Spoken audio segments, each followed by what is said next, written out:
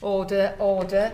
Welcome to the Northern Ireland Affairs Select Committee and the work of the Northern Ireland Department, and welcome to the Secretary of State, the Parliamentary Under Secretary of State, and to Ruth, Sloan and Fleur Johnson. Okay, I'm going to pick up with a question on Canova, which I asked you in Department orals the other day. We've published our committee report on Operation Canova, and we called on the government to formally name Agent Stakeknife and subsequently responded to my question in oral questions. And I just wanted to know, Secretary of State, if you can give any further detail why the Thompson case, and of course without prejudicing any live cases, you know, the ongoing civil proceedings that you've cited have implications for formal identification. Well, I've given a commitment to the House that, one, we said we needed to wait for the outcome of the Thompson case, which we had in, I think it was December.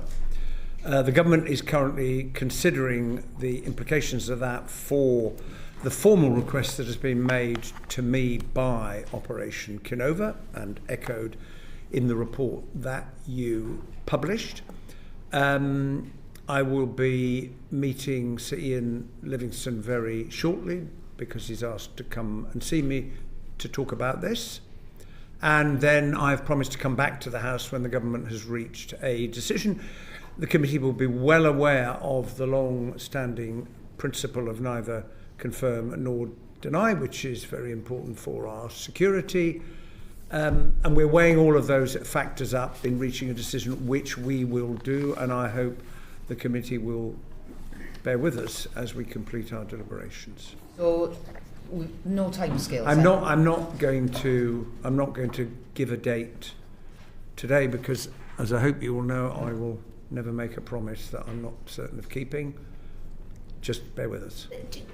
You know, I was interested to see the Taoiseach naming Stakeknife in the Dáil and calling you to do so. What are the implications for your policy if he's done it? Well, there's been a great deal of speculation going back a very long time about the identity of the alleged agent known as Stakeknife. That is for others to do. The government has a very, very particular responsibility in relation to neither confirm nor deny, because it's not just about historic matters, it is about the credibility of the commitments that we give to agents who are working on behalf of the state today and will be doing so in the future, to ensure that if they assist the state with the work they're doing, and they play an important part in keeping us safe, for reasons that I know the committee will well understand, that they can rely on the commitment they've been given when they choose to come and give their services to the country. Thank you. Katrina Murray. Thanks. I want thank you, Secretary of State. I want to move on to funding of the Northern Ireland Executive. Of course. And particularly the situation, something that has troubled me a lot before coming to this House and being involved in this committee is been the funding of public services in Northern Ireland. My history, my background is health service, trade unionism, and we're perpetually in a state where health workers in Northern Ireland are having to look towards industrial action to get paid the same pay parity and the payout of the peer review body recommendations that are almost automatic on this side of the water. So even with recent uplifts to block grant, it's unclear whether the 26-27 budget in Northern Ireland can fund the level of public services that are being budgeted for without further overspends. How do you plan to support the Executive in dealing with what has now become a systemic problem? I'll respond to that direct question of the funding, and then I will turn to Matthew on specific point you raise about public services transformation. So what is the government doing, first of all, the record settlement that arose out of the spending review last summer, an average of 19.3 billion over the 3 years. Secondly, the additional Barnett consequentials that were announced in the November budget, £370 million over the period. I think it's actually over 4 years. Thirdly, the Barnett consequentials announced yesterday by the Chancellor in her spring forecast, which total £388 million. And for next year, you asked specifically about 26-27, that is £231 million. Almost all of it is resource DEL, that's 228, and the CDEL is 3 million.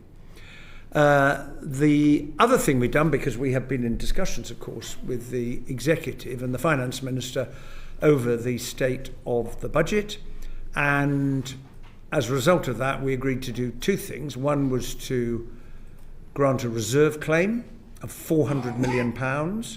They had come and said our overspend is looking currently, I think the figure was 467 million.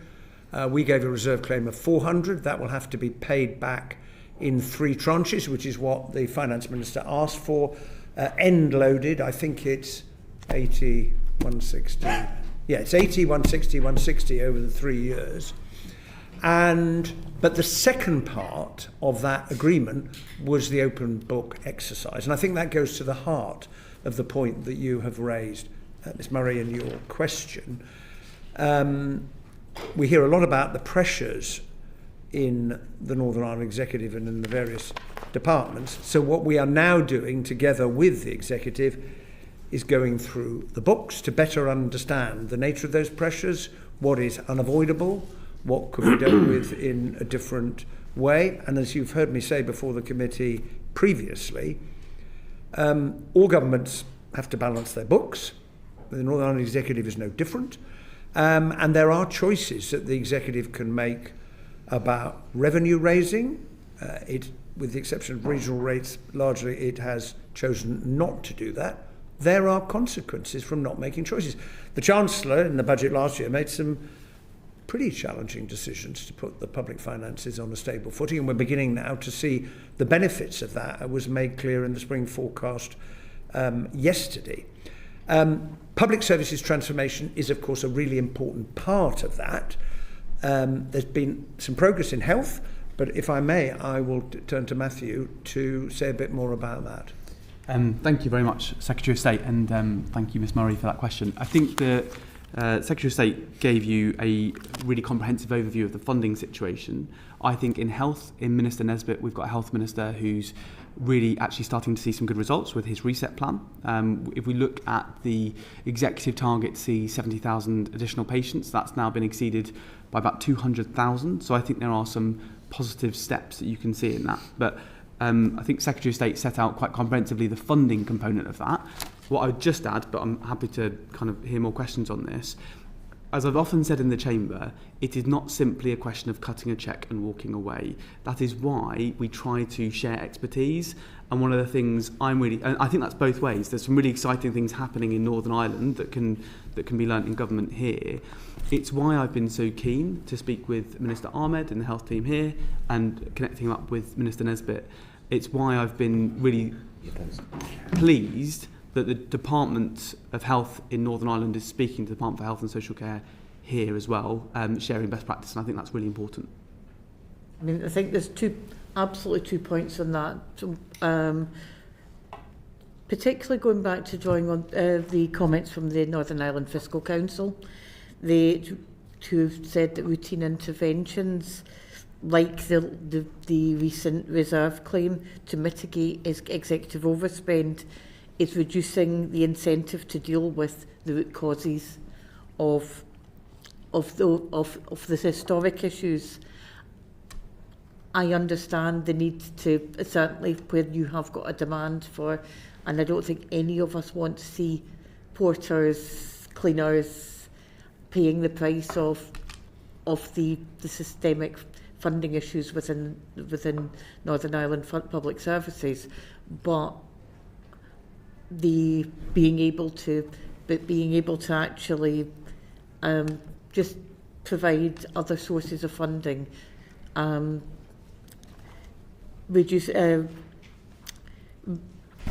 is reducing the incentive to make sure that something is done on a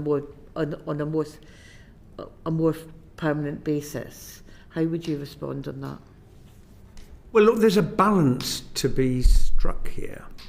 And the government is working very hard to strike the appropriate balance. The situation we found ourselves with most recently was the executive came to us and said we're heading for a very significant overspend. Now all governments have an obligation to balance the budgets, and the Fiscal Council, Sir Robert Choate, in the most recent report has had some quite striking things to say about the failure to do that. But there was a request. We took the decision to provide the reserve claim in order to protect public services, but it really does depend, as your question implies, on each of us doing our bit. And I think the government is, without question, doing its bit. The record settlement, Northern Ireland, the last assessment, which was done by the Fiscal Council of the additional need in Northern Ireland, the report in the end said it could be between 121 and 127, settled on 124. We are funding the executive at just above its need. Indeed, if you go back and look at the level of funding over recent years, it's been, in some years, quite considerably above that. Now, that is the government doing its bit, but the executive needs to play its part. And I think that the difficulty is the conversation will often say, yes, we recognise the need for public service transformation, but it's a bit difficult to do this year. And the trouble is, if that is repeated the following year and the year after that, it doesn't move. So in addition to what Matthew just said to you, the Public Service Transformation Fund, the first lot of projects are in the process of, they are being funded, and we hope they're going to have an impact. Finalising decisions on the second round, you may want to say something more about that, because that was a sign of recognition by the government that some additional support to help the process of transformation begin is important at the same time as you're trying to keep the services on the road until such time as you get to the point where they can be delivered more efficiently. And the First Minister did say quite recently, well, of course there are efficiencies that we could find in the way in which we do things. Well, I agree with that, but it is for the executive to find them and to take the appropriate steps. The only other one I want to follow up on is the agreement on the open book, and I thank you for the answer that you've given already. What exactly will this exercise cover? And will you share the findings of this with the committee, given our interest in over a long period of time in this matter? Well, what the exercise consists of is Treasury officials working with colleagues in the Northern Ireland Civil Service going through the budgets of all of the departments, and they're understandably requesting information. They will examine it. The aim is to try and finish the process by the end of this month. That may be a little bit ambitious, but this has never happened before. It is a very significant development, and it was the quid pro quo for the £400 million reserve claim. And I think it was unquestionably the right thing to do. We will have to see what comes out of it, how the report is framed. We haven't yet taken a decision about what will happen to the results of that, but it will inform, of course, further discussions between the government and the Northern Ireland Executive, and no doubt will play into continuation of discussions about the fiscal framework in the months and years ahead. But I hope it will provide some really important information which will enable us together to work out the difference between pressures, things I'd like to do, things that I can't escape, things I could do more efficiently, because there is a recognition, there is a recognition that things need to be done more efficiently, because you can't keep pouring more and more funds into a system that is not efficient. And I think there's a growing recognition of that fact. Okay, Claire. Thank you very much, Secretary of State.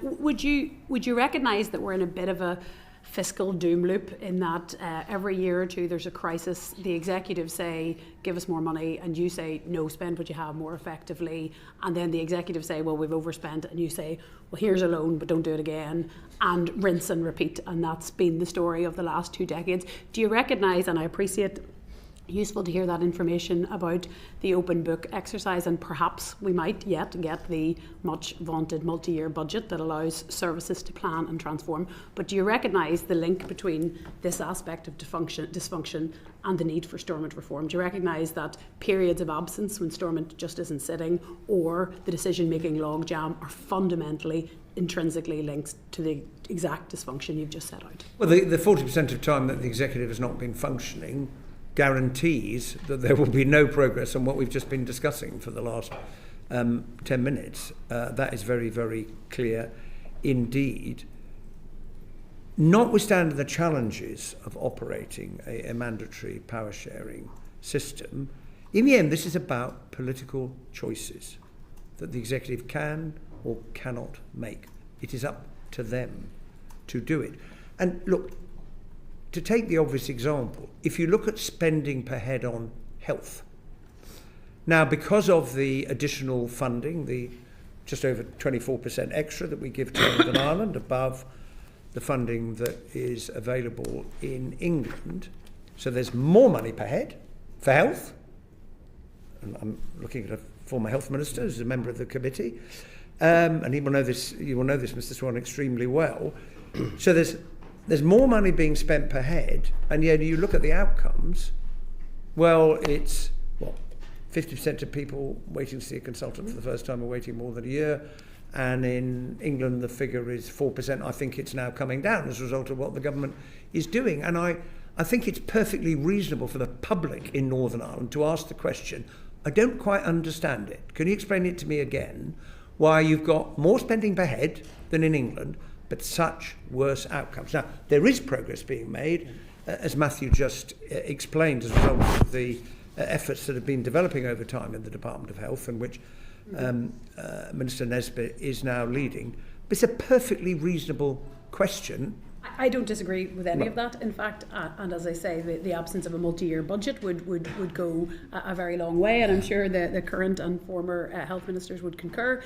But do you accept the link between Stormont dysfunction and some of us say the decision-making logjam and the periods of absence, and that if we fail to reform Stormont, we will be back here very, very soon? And additionally, you'll have received a letter in recent weeks from the Assembly, triggered by an SDLP motion, asking you to convene discussions on Assembly reform. How do you propose to go forward with that request?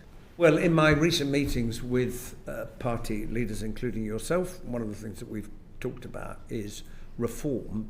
But I think the point that I'm making is, firstly, periods of no executive means that these questions are absolutely not going to be addressed and they will be left untouched. But there's absolutely no reason, in my view, why, even with the current arrangements, it is not possible for the executive, if it wishes to exercise the political will and to find a way forward, to find a way of operating the budget more effectively, to improve the services to the public.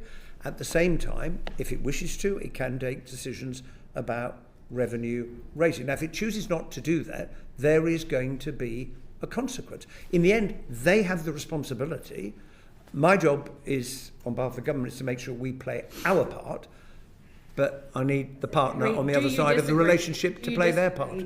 That the Stormont instability is linked to this, and that if we fail to fix the instability in Stormont, if we fail to reform, that we're not going to address? I'm just asking if you agree with that as a proposition, and how you propose to respond to a majority of MLAs asking you, as the Secretary of State, to convene discussions on reform. It's an important discussion to what extent any reform would make the executive more likely to take the kind of decisions that we've just been discussing.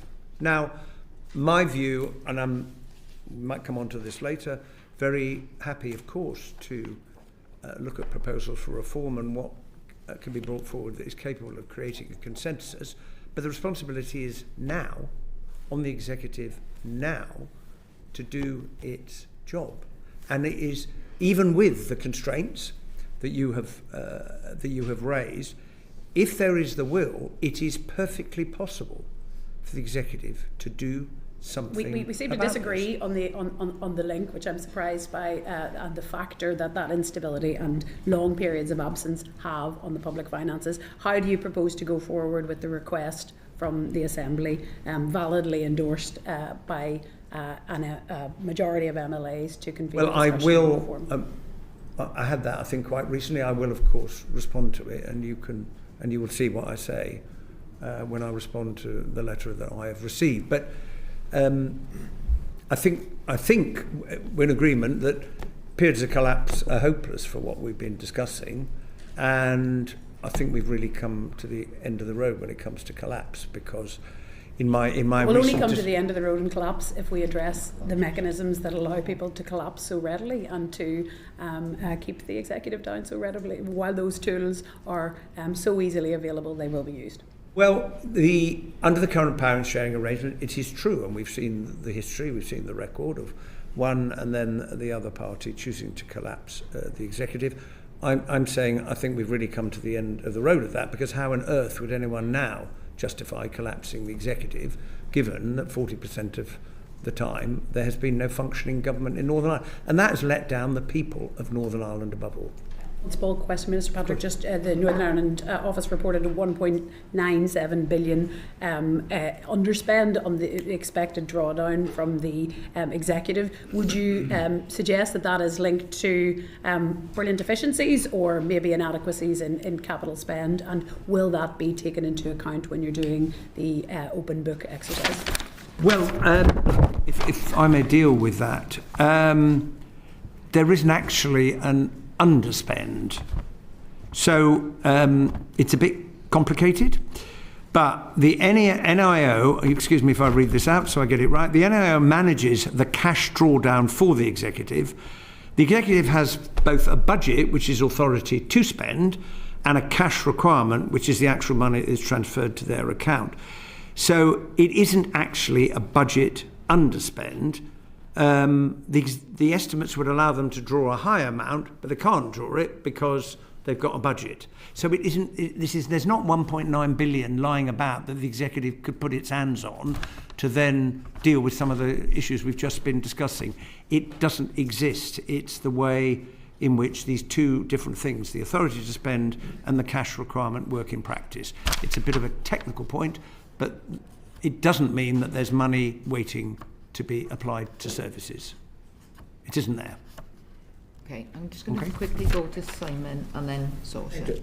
Secretary, on the point that Ms Hannah's been raising, it's slightly dispiriting the sort of timidity of the NIO on this, in that the points are drawn, the picture is painted, but the rest of the dots aren't quite joined up, and there is surely scope and space here for the NIO and the guarantors of the Good Friday Agreement to sort of step into this space in a more energetic way, because you're right to say the executive can do things and has the power to do things. You are also right to say that when the executive in the Assembly isn't sitting, nothing gets done and bad situations get worse. Those two things are absolutely unquestionably correct. Mm-hmm.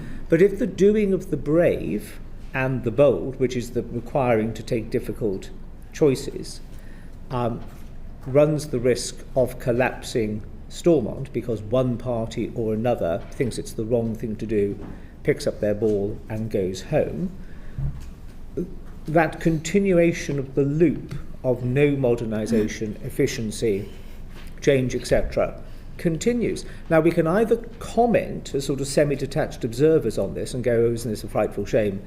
Somebody surely has to take the reins and try and change the direction, and at least try to forge and foster and instigate a professional respectful debate and conversation about what it should look like as an institution in order to better face into meeting the challenges for the next 5, 10, 15, 20 years.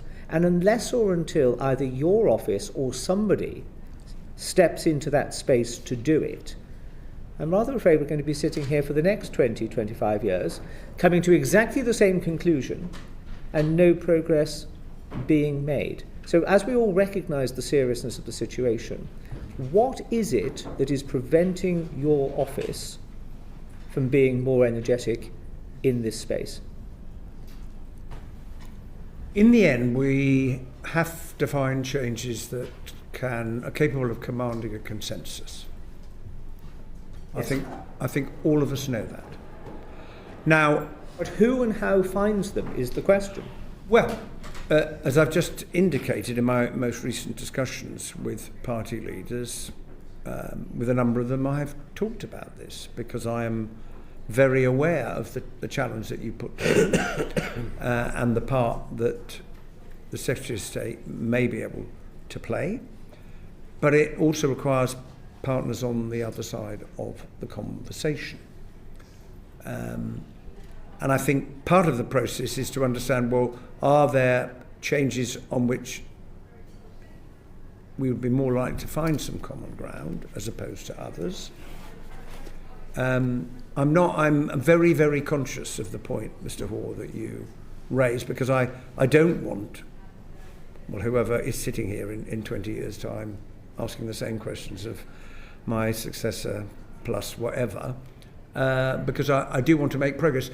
I would also say if there were to be another collapse, then I think we really are in a different situation, because we're not doing this again, and we're not going back to direct rule. And I hope parties are aware of this. I see no evidence at the moment or that anyone has any intention of collapsing the executive, because parties understand the responsibility they've got. We seek office, including seeking office in Northern Ireland. We have a responsibility, and it is to serve the public.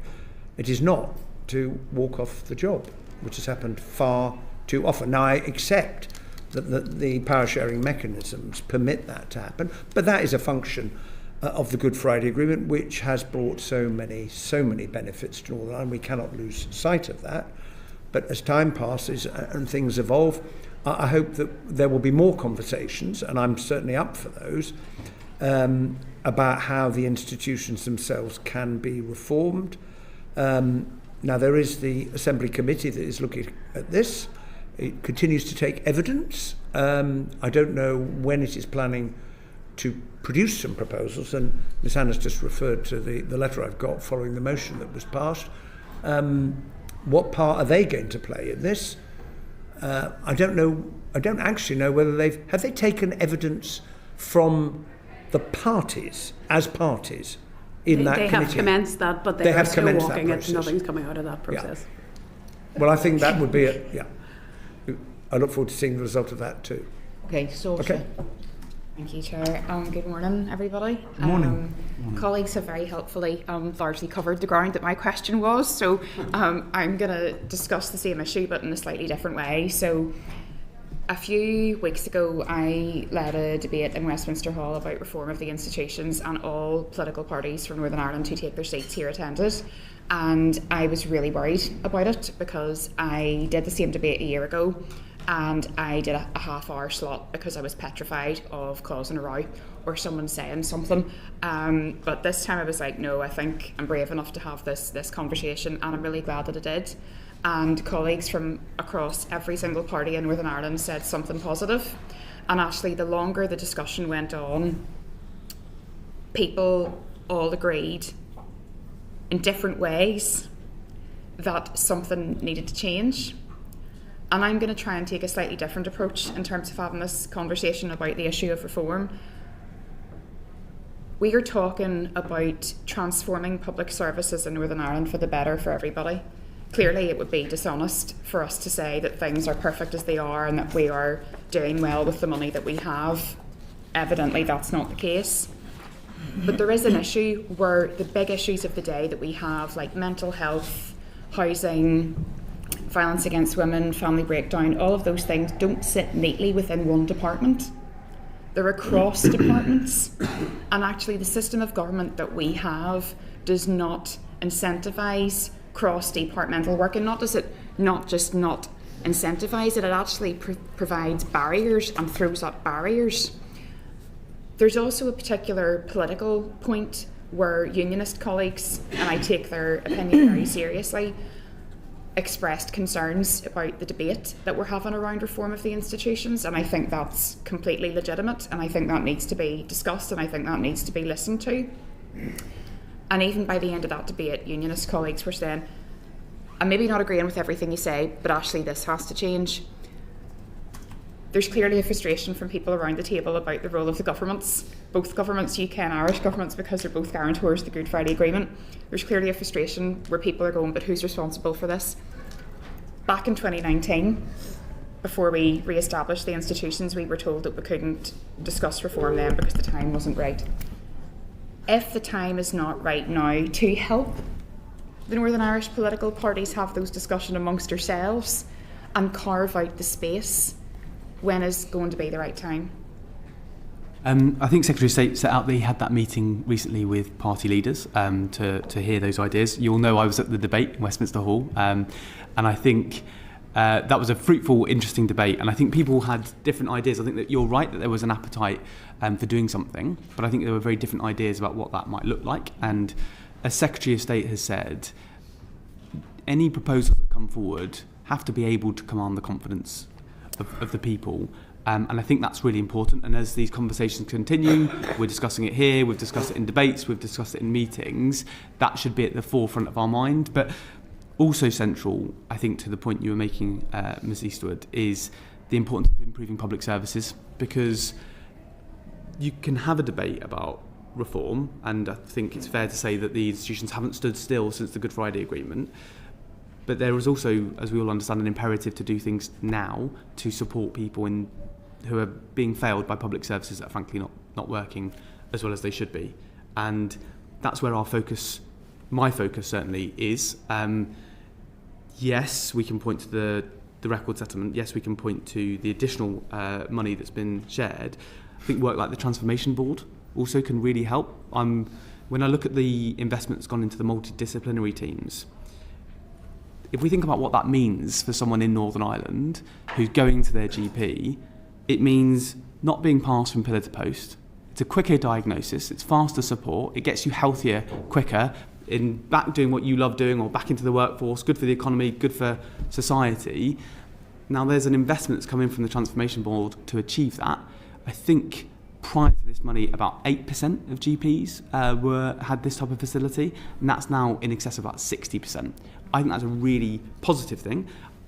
I'm not, in saying this, denying that there are real and serious issues, but I point to it because I think it shows me that there is really, truly a way of transforming public services, and it just requires everybody to come together to drive that forward. And I think there is the will. When I've spoken to the executive ministers, they want to see better public services. That really matters to them. I think for me, the issue of reform is very much linked to, I'm very passionate about Northern Ireland. I'm proud to be Northern Irish. I'm also proud to be British and Irish. But I worry that if we don't show people that we are capable of operating a durable system that does not inherently allow for these very natural differences of opinion to derail the whole process, I worry that actually those who do not wish Northern Ireland to operate successfully, who do not want to see Northern Ireland be a success, have a carte blanche and a blank cheque of excuses as to why Northern Ireland is a failed state. I don't agree with that. I agree that we have different opinions for our future, but do you see where colleagues are coming from whenever we say that if we do not change the system, we are almost giving licence to people who never want Northern Ireland to work to prove their argument? I hear that, but I think any of those people that don't want Northern Ireland to work have a whole room of opponents here. That's why we're here. We're here to find out what's not working, how we change that. We're here to find out what's working well, how do we accelerate that. And part of my job, whether it's in Northern Ireland meeting executive ministers, or whether I'm meeting those working on the ground, whether I'm meeting ministers in UK government, it's to try to identify how we might help accelerate the positives and how we might tackle some of the issues that exist. That's our main focus. Okay, I would just, if I could just add one point, an example of the issue you alluded to at the beginning of your question, Ms Eastwood, about the different government departments. If one considers the report on how COVID was dealt with, now the lessons of the inquiry and what Lady Justice Hallett had to say had lessons for all parts of the United Kingdom, all. But I think it's fair to say that it was quite clear the system in Northern Ireland did not work as it should have done in dealing with a public health emergency. Because to be able to bring people together, resources, coordinate, and that's a really good example, taking that one instance of why the way the system works at the moment didn't serve everyone as well as it should have done. And it is now, of course, for the executive to look at what Lady Justice Hallett had to say, as all governments in all parts of the United Kingdom are having to do, to work out how can we do things better in future. Yes. Great, thank you. Robin Swan. Thanks, Chair. Secretary of State, I think you should look at all of Baroness Hallett's comments in regards to the functionality of the executive in regards to the workings during the COVID inquiry and the pandemic as well, because she did pick out good examples of working as well. Oh, no, absolutely. Yeah, there were specific parties that she criticised rather than the overworking of the entire executive. Indeed. So I think maybe just caution in regards to picking out certain parts of that report. Maybe just take you back to the answer you gave to Miss Hannah in regards to that 1.97 billion underspend. Now, no, you did say it was technicalities. The equivalence in Scotland, Northern Ireland's underspend was 1.97 billion. The equivalence in Scotland was 2.1 billion, and in Wales 0.9 billion. So as a percentage of the available revenues or the book revenues, as you spoke about, there's quite a significant difference that the Northern Ireland office wasn't able to either give to the Northern Ireland Executive or permit the Northern Ireland Executive to draw down. Why do you think that variance is so great compared to that budget allocation? Well, it's not, as I was trying to explain to the committee, it's not a budget allocation. There are two separate things here. There is the budget, and the budget that is set in the spending reviews, and the figures are published, and what is called the cash requirement, which is the money that's actually transferred to the account. Someone listening might think that there was extra money that the executive could have drawn upon. There isn't. There isn't. If there was, well, of course, the executive would draw upon it. But that is not available to it. I don't know whether you... I mean, just to say that, this is quite standard in terms of sort of cash drawdown to have these sort of underspends across government and other bits of the public service. And I think last year, in fact, the underspend was 3 billion. And it reflects, my understanding is it reflects the fact more that actually just invoices have not been paid and things like that, rather than anything very unusual or concerning. I just asked then in regard to, going back to Miss Murray's original question about the open book exercise. Yeah. To understand your comment, then you said Treasury officials will be going into each department. Can you confirm that it is in fact Treasury officials that is going into each department? Because when I think the original announcement was made, it was either Treasury officials or independent organisations would be doing that open book exercise in each department. So is it actually Treasury officials that's going to be doing it? It's Treasury officials. Into all departments. To look at the books relating to all areas of Northern Ireland executive expenditure.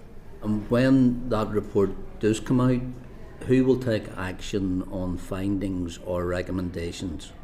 Will it be solely up to the ministers and the Northern Ireland Executive, or will at that point then Treasury be able to step in and either challenge, reprimand or advise on better ways of spending, or will it be up to yourself? Well, I definitely wouldn't use the word reprimand. I mean, the answer is it depends what the open book exercise identifies. So I think we need to let the process take its course. I very much welcome it. because we hear over time people say, well, I've got all these pressures. And as I indicated earlier, in answer to the previous question, well, what exactly is the nature of that pressure? Because is it, well, this is something I'd like to do and I'd like to put it into my budget, but I don't currently have enough money to do it? Or is it inescapable because it comes from statutory obligations, whatever it is? So it's a chance to inform the future conversations between the Northern Ireland Executive and the government, and will feed into the future fiscal framework discussions, and then we'll see what the report says, and then depending on to whom any recommendations or options are directed, then to decide who should do what. But it's a very important process precisely because it's never happened before, and I hope everyone involved would welcome it. So in regards then to the working of that group with the Fiscal Council, was it complementary? Is it additional to? The Fiscal Council has a different role. It's not undertaking the open book exercise because that's Treasury officials, and the Fiscal Council has most recently produced a report on the current state of the finances, and I look forward to meeting Sir Robert Choate again soon. It's got a job to advise if it's requested to do particular bits of work, but this exercise is separate from that. It is the Treasury that is leading it. I'd like to apologise for the noise that we I'm have. sorry, I have a little slight there is a difficulty lot in hearing, of noise. that's all. There's a lot of noise in the atrium due to an event, so I'd like to apologise. Well, how very exciting for them. Well, they're clearly enjoying themselves. What? Is your dance card full, Chairman? Because I think the Secretary of State and you could do a rumba up and down the room. I think Not actually, strictly come That's good. Mr. Hall, we'll move on, but I am aware that it is a little noisy. Is that okay? Sorry, I need carry to on. say this, sorry, we might even do a sidestep. Get it? Spin us around. Nice try. Okay. I'm not joining in this one, but No, anyway, that's fine, Take two to Secretary of tango, State. Secretary I'm of State. sorry to have lowered the tone. Not at So all, if not at members all. can Welcome diversion. behave themselves, that would be lovely. Mr. Carry Swan, on, I Mr. think, Swan. yes. Thank you very much, Chair. Well, you have been sidestepping this one. It's in regards to the Local Growth Fund and the organisations back home who are now left with a number of days in regards before we'll actually see 400 people paid off, 11,000 system users economically and who are getting economic and activity supports actually see their programmes coming to an end. The 70-30 capital revenue split has had a significant impact. I know organisations have been reaching out to yourself, Secretary of State, to step in. I think your responses so far have to be indicate other funding programmes, the likes of Peace Plus or Pride in Place. Organisations are basically saying that's fine, there's a funding stream for specific projects. They don't pick up on the 31st of March, the 1st of April, actually to carry on these programmes and support those people. What else can you do, or what else are you prepared to do? Or is it simply that's it to those organisations? Well, Matthew was going to respond, and then I'll come in, please. Okay. First thing I want to do is acknowledge the difficulty this has provided to the voluntary and community sector. I've heard that from representations from people around this room. I've heard it in meetings directly with them, and I've seen that quite clearly. And I know it's not an easy period. I can talk separately through the Local Growth Fund and the reasons for that, if that's what you want. But you've asked about, essentially, which is the question on our mind, practically, we're in this place. How do we move forward? What can we do positively? Because if there is a way of identifying funding opportunities that can continue these important services, then we'd like to do that. You mentioned the Peace Plus programme, where there's 30 million euros unspent.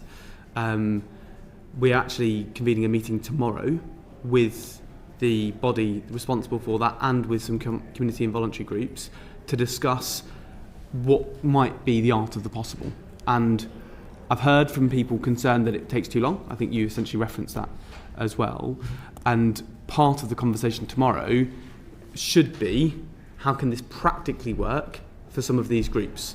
And if there are requirements that are too burdensome, what conversations can we have about that? But I don't think that's the only route either. As Secretary of State mentioned just earlier, yesterday there was an announcement for additional barnets, which I think for next year amount to £228 million. When there is a shortfall, figure mentions about 25 million, that looks like there are routes available. And that's what we want to pursue practically. That's what we think is important here. Minister Patrick, on that point, I mean, I don't understand why it's so binary, 70-30, and no movement. Where does it lie? I mean, it's so frustrating because this isn't just a problem, this is an issue across the UK, but it's really, really, really worse in Northern Ireland, and we've seen that. They don't need buildings, they need to be employing people, and those other routes that have been suggested aren't going to provide that stability of being able to keep people employed and delivering those services. It impacts directly on the police, on their policing, on community policing, because they are unable to be able to support these young people or whoever is benefiting from it. I find it absolutely unbelievable that we can't move back from him. I've spoken to the Secretary of State for MHLG, says it lies in the Treasury, the NIO. Who makes this decision that it's so binary of 70-30? It's totally unacceptable, and particularly highlighted in Northern Ireland. Sorry to get so passionate about it, but you've met these people. You've met these people. It's not right that the government is doing this. What can we do, and what can you do as Secretary of State and a Minister for Northern Ireland? It's intolerable, is all I can say, and I just hope that you can push the right buttons to make this change, because I don't see how else, in the short period of time that these charities and third sector people have got, we can turn it around otherwise. Sorry. No, don't apologise. I hear it, and I've heard and felt the same passion from the groups that I've met on the ground in Northern Ireland. I've heard it from colleagues around this table and other Northern Irish MPs. I really hear it, which is why we're wanting to work as practically as we can to identify a way of funding that. Now, this is the hard bit about the 70-30. I think to drive local growth, which is what the fund is, it's a separate fund to the previous one. To drive local growth, we believe there is a real opportunity by using the capital money to do that. You've got it's planned, but the North Belfast Business Development Centre, if money could be put into that and help create a hub where people come together to share ideas, where entrepreneurs come together, there's real opportunity that businesses can thrive, grow, employ people, pay more money and put more money into public services. So I think on the local growth fund, there's a real positive opportunity to drive growth. For me, there's a separate concern, which I totally understand. I think you've articulated it really clearly, which is there are groups doing important work now, representing sometimes really vulnerable people, really supporting them in difficult circumstances. And the question I'm asking myself, Secretary of State's doing the same, is what role we can play in helping them. And limited. Well, this is why, if it's a question of meeting with the Peace Plus body tomorrow to see what can be done, how we can be creative, how we can support that, it's also a question I think the executive, I'm sure, will be asking themselves now after yesterday's announcement, where there's £225 million. I mean, on the principle here, devolution is really important, and giving a record settlement to allow those decisions to be made about what should be funded sits in Northern Ireland is a good thing, and that's what we want to pursue. But where we can bring to bear any support and influence to drive that to help these groups, then we're doing that. Can I just say, in regards to the timeline that you raised and the pressure that's on these organisations, and I can hear it being said, we've listened, we're hearing, these organisations have been raising these alarm bells since December. Yeah. Really serious, at as high a level as they can, and you're meeting them tomorrow. Sorry, we've met them already, and we're meeting them again Peace tomorrow. Plus funding, which has come out of, as an option of being able to fund them as well.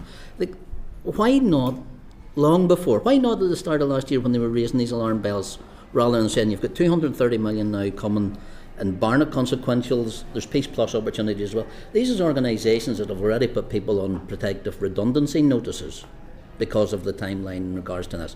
Your example of the North Belfast building, actually looking at applying for the capital, organisations are actually saying that we have to apply for this money. We don't really want to. We'd rather have a revenue stream than a capital stream, but we're not going to lose the opportunity. So that's where the 70-30 split is really damaging to organisations that need to employ people rather than build buildings. Mm-hmm. Can I just, on a point of correction there, tomorrow's meeting is not the first meeting. I want to be really clear about that. I met them last month, had conversations going back some months, and we made sure officials, as soon as there was something clearly to communicate on this by way of what the local growth fund split looks like, that was in November, that was done. Now, that is short comfort, I appreciate, for those people who are then receiving that news and having to deal with that. But I don't want this committee to think that we're only turning to this tomorrow. It's been an issue we've been both focused on. And look, we've got a problem, and the question is what we're going to do about the problem. Now, I must be frank with the committee, that 70-30 split is not going to change. And as you would expect, as ministers representing the interests of Northern Ireland, we have done our job. It's not going to Where change. does it lie? We're Does it not lie in the going Treasury? to. Pardon? Does it lie in the Treasury? Well, in the end, look, there was the spending review settlement, MHCLG, the funding for the local growth funds came out of their pot. That's what happened. You look at the rest of the United Kingdom, a lot of money is going into Pride in Place. We had to negotiate to say, well, we don't want Pride in Place in Northern Ireland. We want to be able to spend the money in a different way. We then had to discuss with the executive of the resource that is available, how would you like it to be divvied up? And the executive said, we'd like to put 3 million of that into Go Succeed, which is another programme of the executive that they're very keen to continue with, which leaves from memory, I think, about 9 that is available currently to the economic inactivity programme. So we listened to what the executive had to say about how to split the money that is available, but we remain with a problem. And in the end, it doesn't really matter where funding comes from. If we're all agreed that the continuation of these programmes is important, there is a means of doing that. And as we've pointed out in trying to answer the questions that you've put, we identified the unspent money in Peace Plus. That's why I took the initiative to convene the meeting tomorrow with the representatives of the voluntary sector, and why it's perfectly fair and reasonable to point out, if the executive's concerned about this and the executive has raised the issue with us, you've got the extra money that we gave yesterday, which you were not expecting, that you could put some of that to help these programmes to continue. The other practical question, because Mr. Swan, you're right about the shortness of the time, one thing to discuss tomorrow, is there a way, if this funding from Peace Plus can be accessed, of having an umbrella bid on behalf of all of the organisations, because I take the point entirely that the individual voluntary organisations will say, well, if we're going to be asked to fill in a load of forms and then the other organisations can have to do the same, that isn't really going to work. So can we have an umbrella bid? That's one of the questions I will ask Peace Plus tomorrow.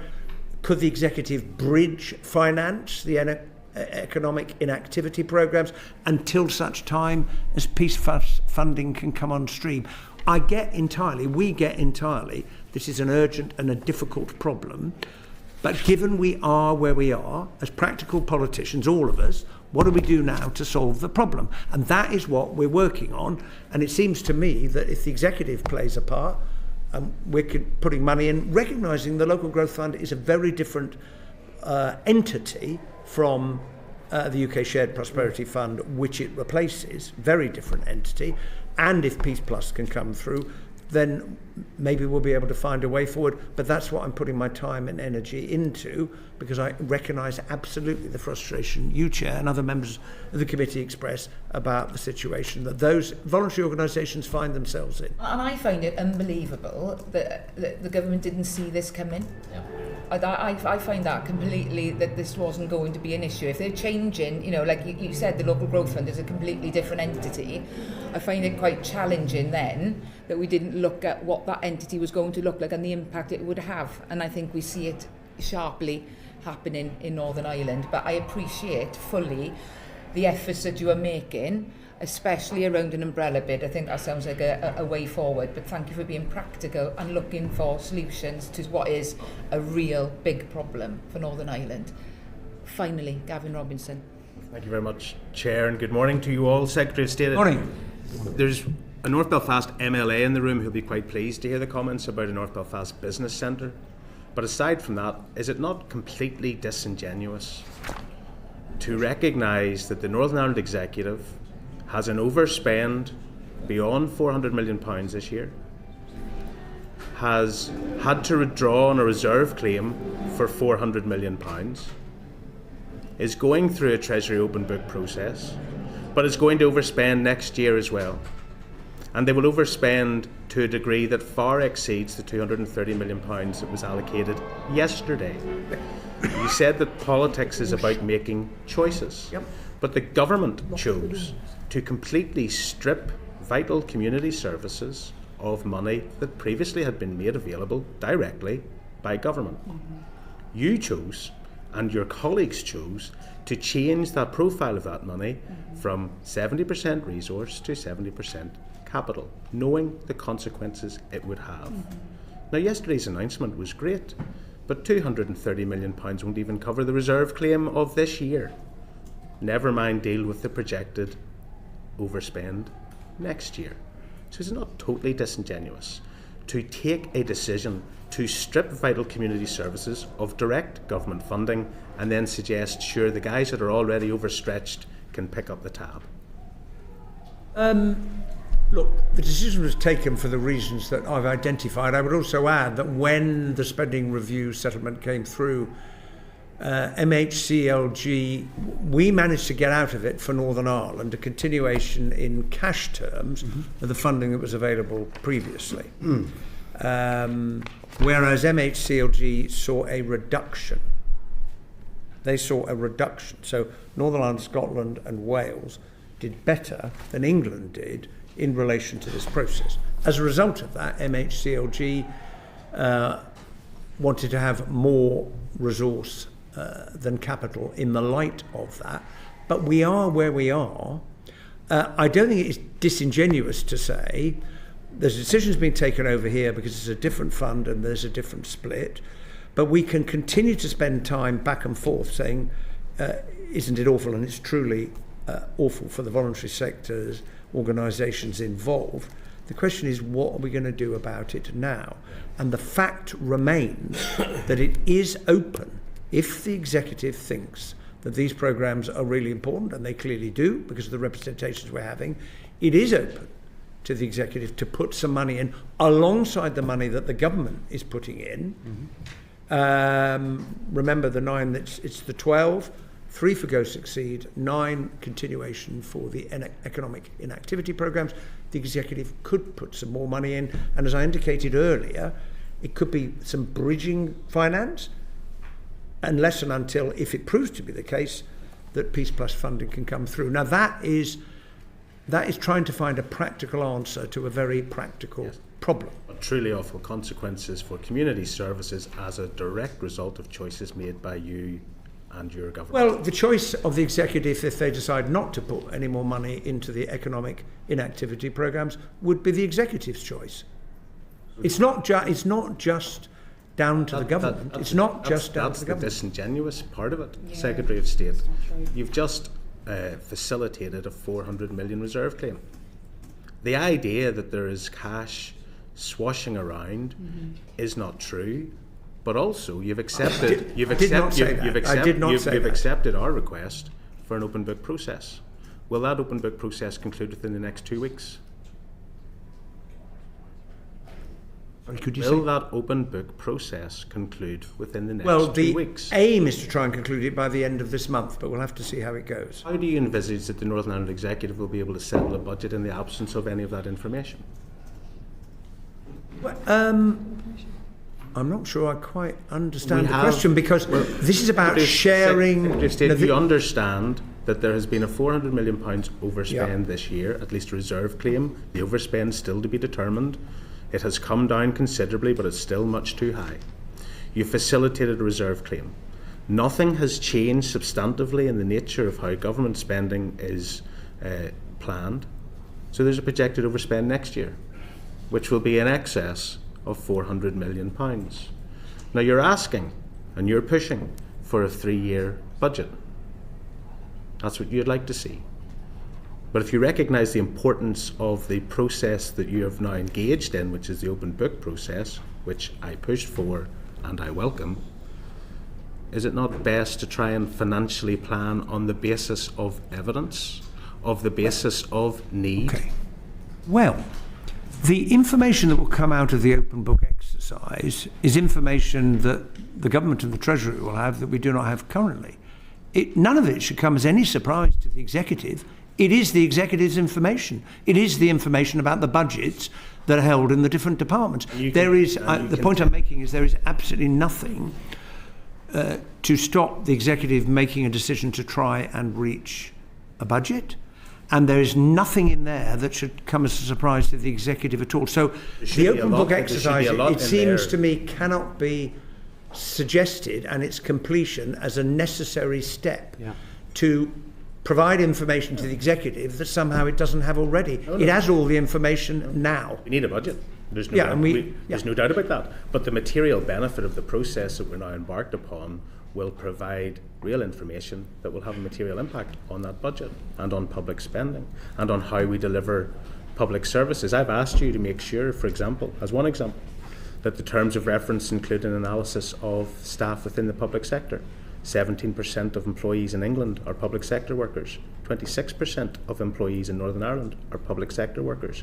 No matter which way you cut it, every year there will be pay awards in England that we will never have the finance to match in Northern Ireland. That busts our budget. That's not something new. That's something that we said in 2023 was likely to happen, and now we live in the consequences of that. So there are material, significant information and decisions that will arise as a consequence of this open book process that simply will not be concluded within the next 2 weeks. Isn't that right?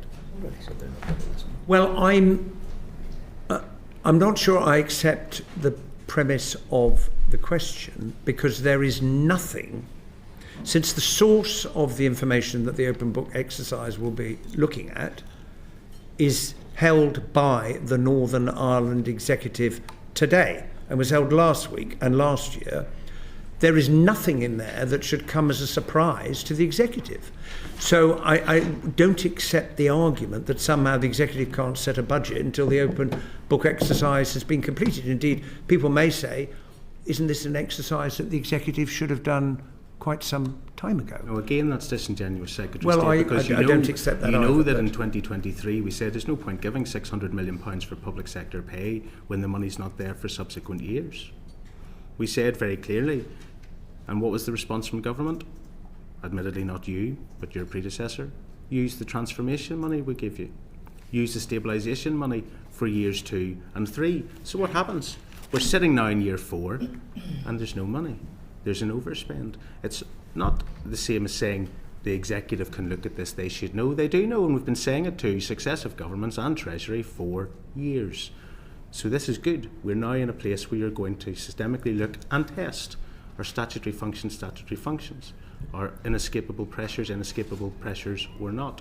Is there a need for us to have a public sector of 26% of the Northern Ireland workforce whenever England has 17? If we don't have the answers to those questions, then you cannot plan to deliver good public services. And you know that there's a willingness on the part, but this blanket, oh well, you should know and you should make the decisions, doesn't actually make the fundamental changes that are required to balance our books.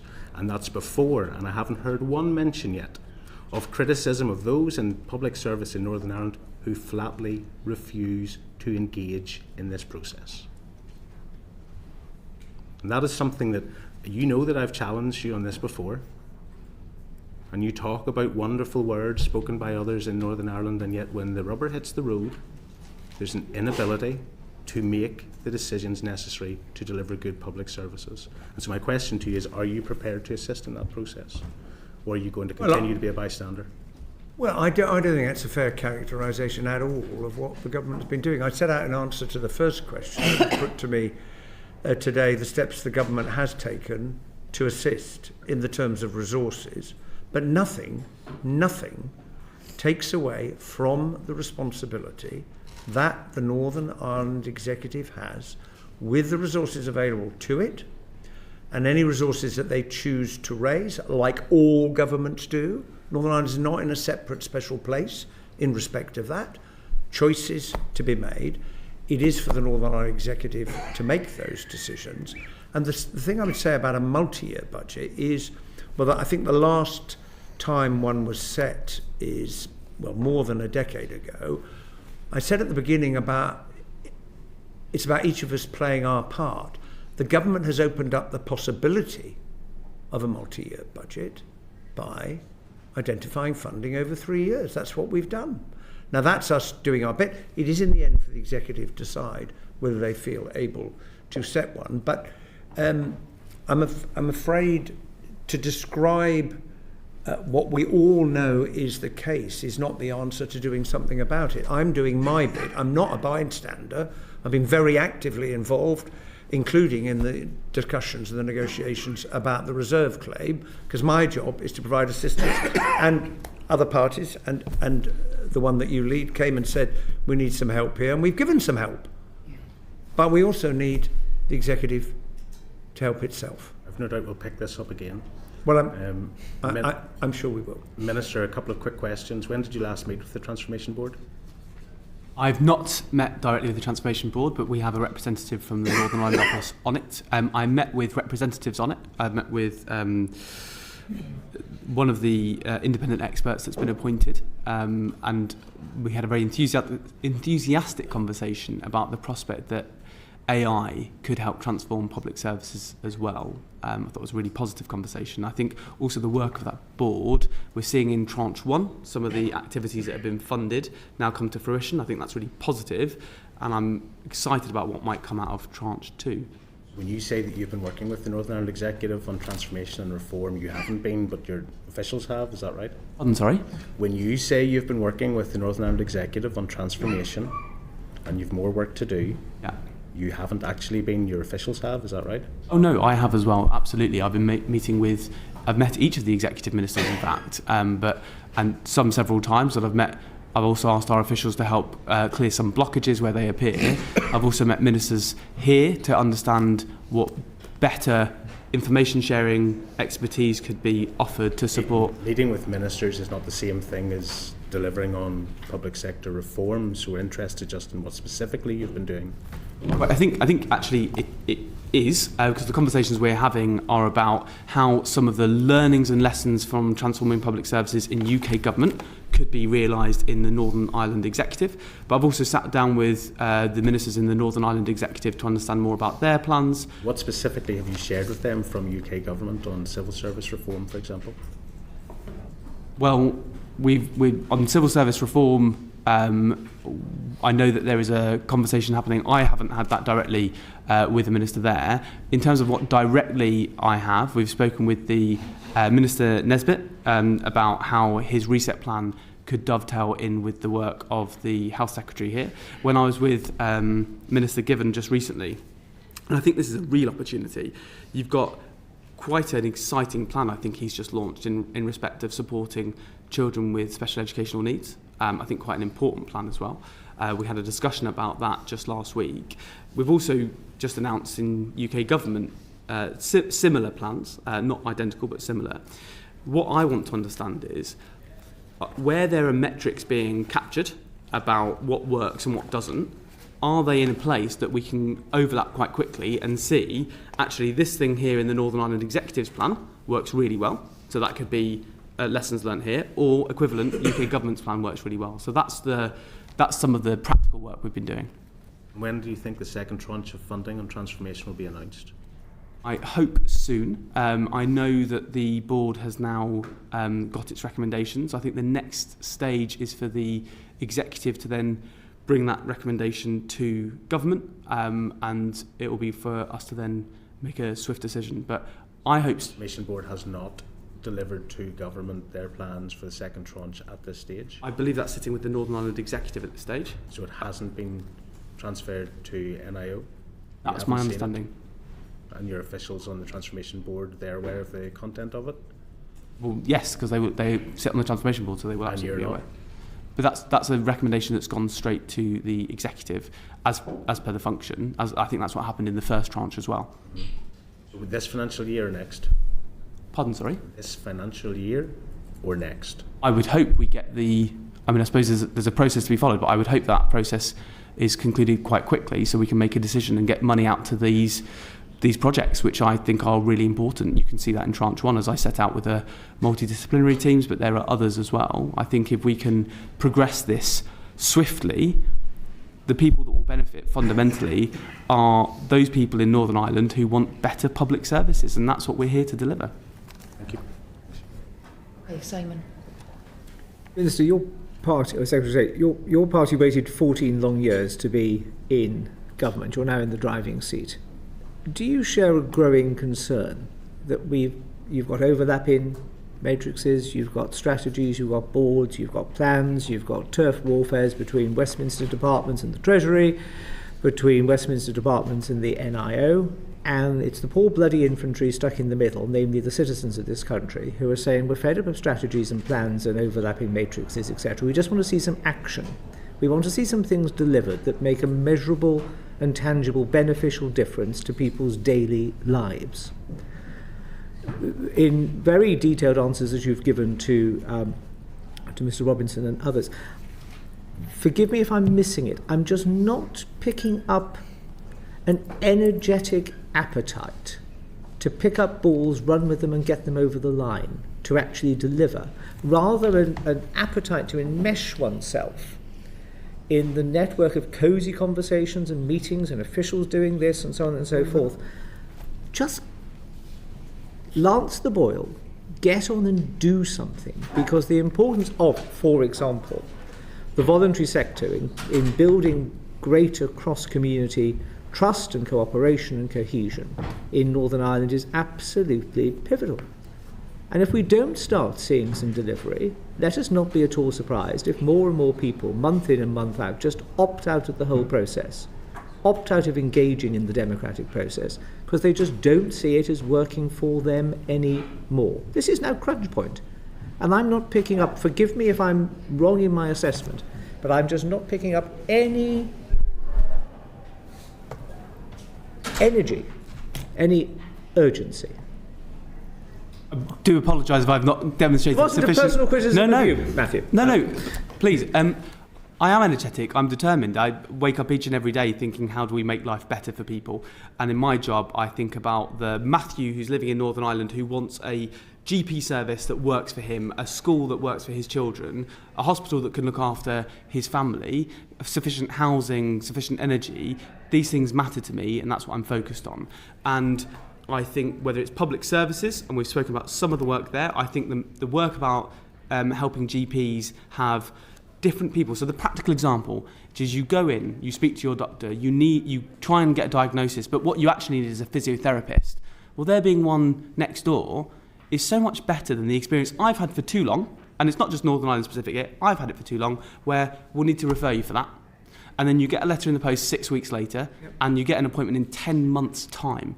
Now, I think there's been problems brewing for some time in public services, and we can debate as to why that's been the case. I think austerity really hasn't helped. But if we can transform those public services, I am totally focused on that.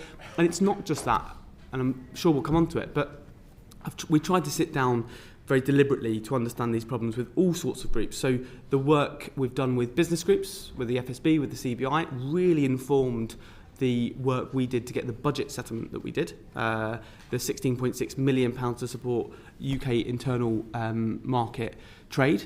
That's really important. The work I'm doing now on the defence growth deal, sitting down with small businesses, with large businesses, with representative bodies, with universities in Northern Ireland, because you're right that it doesn't make sense to have a strategy that means nothing to the people it's going to impact on. And I am determined and driven to ensure that I'm speaking to the very experts. And when I'm in those meetings, I say to them, at the end of this process, there'll be a strategy. And you might not love everything that's in that strategy, but I want you to see that it's in this direction because of the conversations we have here. So if I've not projected the energy that I feel that I do. You have now. Good. Well, I will. Let me maintain that. I'm absorbing by osmosis your energy. Matthew brings energy to the task every single day. I got the impression, though, Mr. Hall, you were talking about the government as a whole of the United Kingdom, not just in relation to Northern Ireland, and I wouldn't accept what you've just said, because going back to my theme for the day is about each of us doing our bit. What has the government brought to the economy? Stability after, let's be frank, a period of very considerable chaos. It's now 6 interest rate cuts. Inflation is down. I know, but it's important because it has an impact on the Northern Ireland economy. Secretary of State, let us not rehearse the damp squib of yesterday's spring statement. If anybody thinks that there is stability in the UK economy, they are living in cloud cuckoo land. So, but that's the Treasury. Well, on that, you and I think, will probably disagree. The point I was making is, if you look at the Northern Ireland economy, which is the foundation of the prosperity, it's one of the strongest parts of the UK economy. As you know, economic activity was up 2.9% over the year to Q3. It's got the lowest unemployment. It's seen an increase in payroll employees last year. Output in the service sector saw a new UK series high. There are a number of indicators of how the economy in Northern Ireland is going well, and we're all aware of the large number of companies, big and small, who are the foundation, the engine of that improvement that we are seeing in Northern Ireland. And there's a lot of activity that, as you know, from government that goes on behind the scenes that then produces results. I accept the point we're living in a very challenging time for democracy. I do accept that, because there are those who feel disillusioned. There are those who go around encouraging cynicism. There are malign actors who spend their time doing that, and that is a threat to the operation of our democracy, whatever our differing views on the spring forecast. And moving nicely on, Adam Jogi. Thank you very much, Chair, and good morning all. Morning. Secretary, you'll know that this committee is conducting an inquiry into economic growth in Northern Ireland, and we follow on very well from your previous answer. In much of our engagement, we've heard the opportunities, but also a number of the challenges, from infrastructure to productivity to economic inactivity and skill shortages. You just touched on those briefly. Your department has an objective, and I quote, to develop a targeted UK government approach to delivering economic growth in Northern Ireland. How's that going? I'll kick off.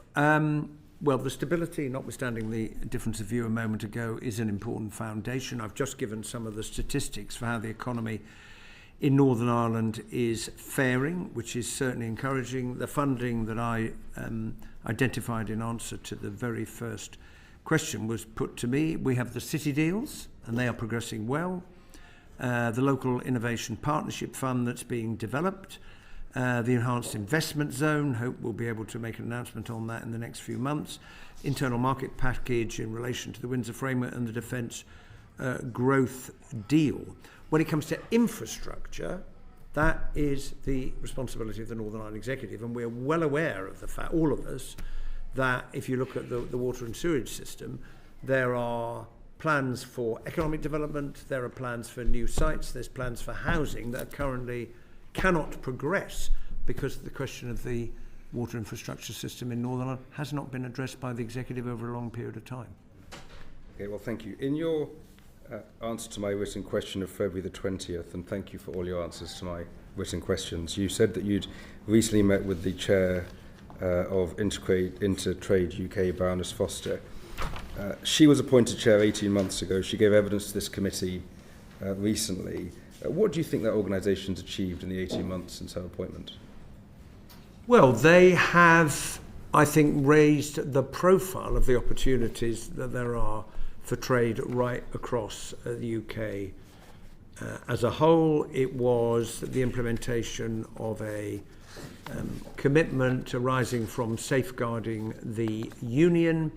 We have now provided some funding to InterTrade UK so it can take its work forward. It is planning to run a series of events, because some people look at trade, for example, with Northern Ireland from the rest of the United Kingdom and think it's a bit complicated, it's a bit difficult.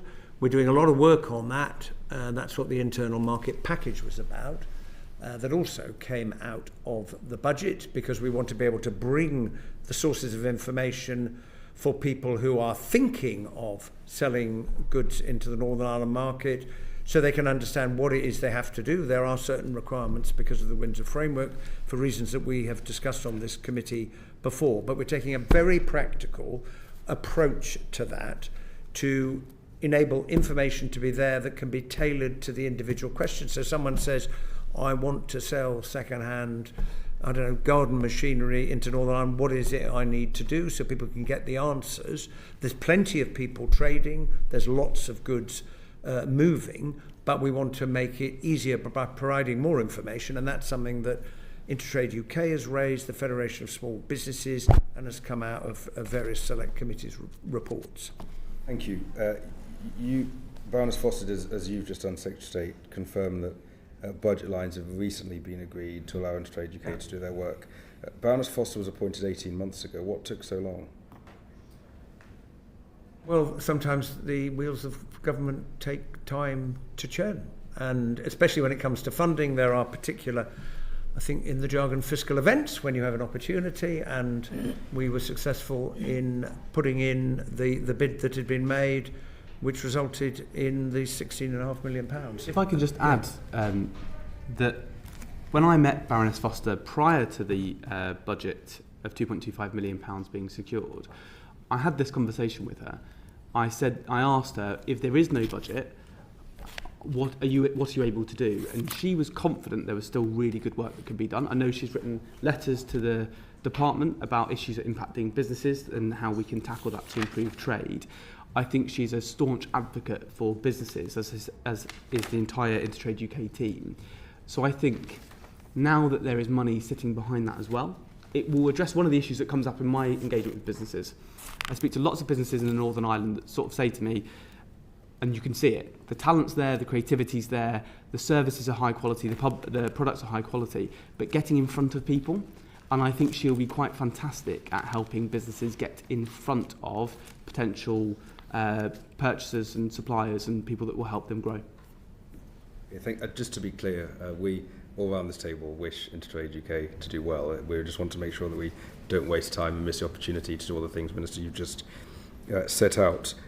Can I just ask a question on the Northern Ireland Growth Coordination Group, which is, I'm advised, regularly convened and is chaired by the Permanent Secretary, except that Ms Harrison isn't here, but I'd be interested to know, Secretary, how you think that coordination group is going.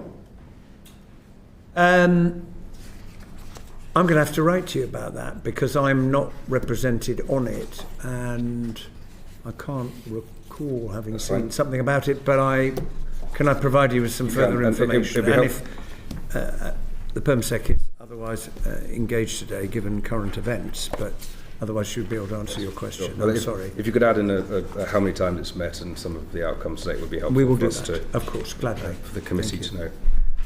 They're my questions on economic growth. Thank you, Chair. And do you want me to go into the next yes, one? please. Okay, all right. You're stuck with me, Secretary of State, for another round. I'm sorry.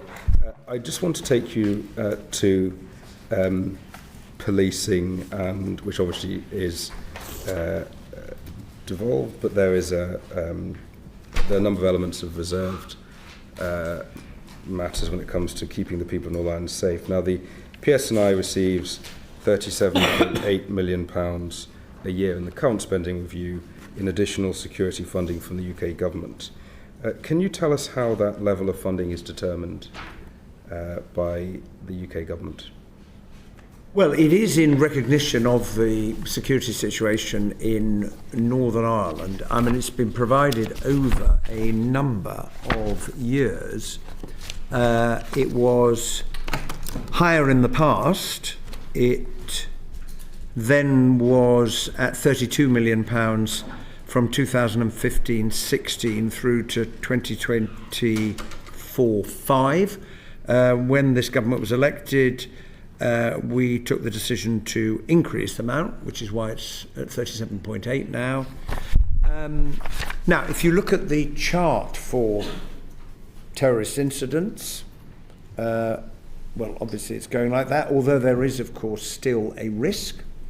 Now, we've had a period since the terrible shooting of John Caldwell, but we know there remains a risk. That has gone down. If you look at the seizures of firearms, explosives, ammunition, they too have gone down. So the risk is different now compared to what it was before. What we have done is to say to the PSNI, there are emerging other threats. Islamic terrorism, extreme right-wing terrorism, which is seen in Northern Ireland as it is across the rest of the United Kingdom, and it is for the PSNI to determine how they choose to spend that money, but it is in recognition of the additional challenges that they face historically because of Northern Ireland-related terrorism. Thank you. Sir George Hamilton, an esteemed former Chief Constable, described the current setup with additional security funding as, quote, disjointed and untidy. Originally, as you've touched on, making up for an executive shortfall, but the very concerning situation of no guarantee that that funding will be continued. How would you respond to Sir George's comments? Without having seen the detail, what did he say was disjointed? The approach to the reliance on ASF to keep the PSNI going. Well, I wouldn't say it. I don't think one is relying on the additional security funding to keep the PSNI going. I mean, they spend that money on a number of things: operational capability, some cases close protection, site security, specialist capabilities, terrorist investigations, the kind of things you would expect them to be using that additional funding for. The increase was clearly welcome because it had been static for a whole decade. We thought it was important to increase the amount. That's what the government did. Thank you. Okay, Gavin Robinson. Thanks. Secretary, do you know what the criteria is for ASF? Or do you know what they are? When you say the criteria for what? For setting the amount. Well, it's a very fair question. It was £32 million for a whole load of years, so I don't know what criteria that revealed. All I know is that when I came into this job, it had been stuck there for a long time, and we've given the PSNI an increase. So I suppose that's the criterion. I thought they should have more money, and we managed to secure it. Yeah, so we're asking the question because we don't believe there are any. We don't believe that there is criteria upon which that figure is set. Of 30. You mean a way of calculating it? Yes. Right. Do you know how much money is available for counter-terrorism policing activities in England and Wales? I think, is that the 1.2 billion? That's right, £1.2 billion. Do you know how much Northern Ireland avails of that? I think it's covered by the ASF. Correct. Nothing. Do you know what a Barnett of 1.2 billion would be? Well, I hope my maths was right. I did the calculation the other day where I took the 37.8 million and divided it by the population of Northern Ireland, and took the 1.2 billion and divided it by the population of England and Wales, and the funding per head came out as basically the same. Roughly the same, but not with the 1.24 uplift, by the way, on need. I think it'd be worth. Okay, but it comes out. It was around 9. I think it was £19 a head. The point that and you're right about that. It is roughly the same, though it's calculated entirely separately.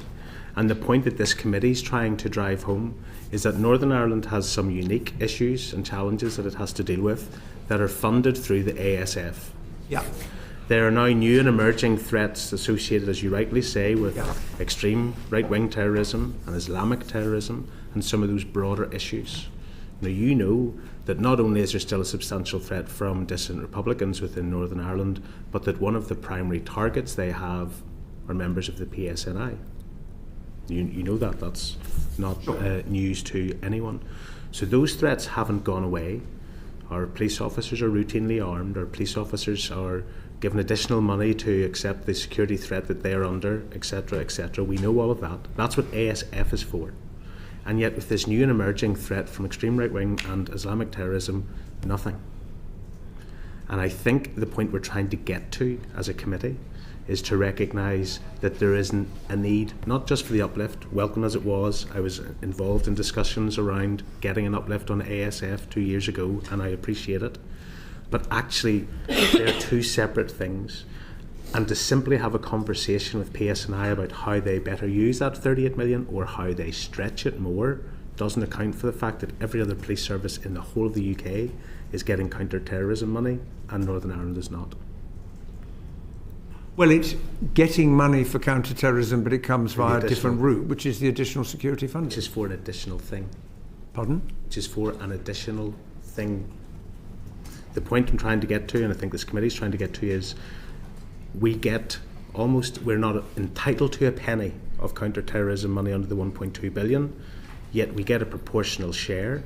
Government tell us it's for Northern Ireland related activities, but they cannot tell us the criteria it is predicated upon, though it's roughly the same as Barnet. And it pre-exists the counter-terrorism budget that was given to every other police force in the rest of the United Kingdom. So every other police force in the rest of the United Kingdom was given additional uplift to deal with an emerging counter-terrorist threat. Northern Ireland still has the budget it had for dealing with the existing current threat, but nothing on top of that. And I would ask you to consider this. I don't need a full response today. It's not a combative question. It's something to recognise that they are broadly similar with no criteria, right?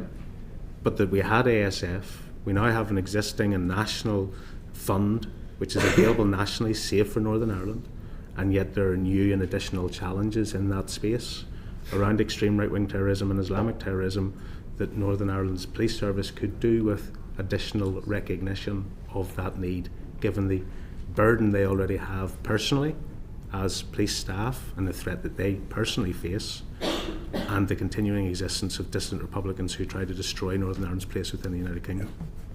Well, I perhaps could take this opportunity to praise the courage and the dedication of the service of those who serve in the PSNI.